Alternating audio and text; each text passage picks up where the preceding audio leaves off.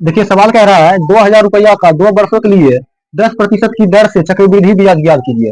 तो इसमें मूलधन कितना है? 2,000 रुपया। 2,000 रुपया है, 2 वर्षों के लिए बोल रहा है, तो दो को दे देंगे, दो को दे। ये पहला वर्ष हो गया और ये दूसरा वर्ष हो गया। और इसका 10%, 10% का मान होता है 1/10। तो इसका जब 1/10 कीजिएगा, 2,000 का 1/10, और यहाँ पहला साल और दूसरा साल भी 1/10 कीजिएगा, तो यहाँ आएगा 200 रुपया, और यहाँ भी आएगा 200 रुपया।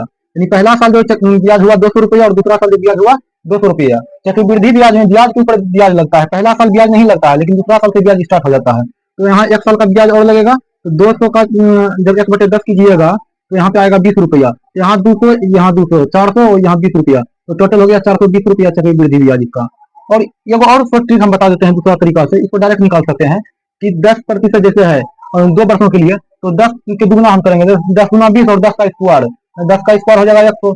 तो 100 का मतलब 1, और 10 गुना 20, यानी टोटल 21% हो गया। तो 2,000 का जब 21% कीजिएगा, 21%, तो ये जब जीरो जीरो कट जाएगा, और जब 20 गुना 21 कीजिएगा तो 420 आएगा।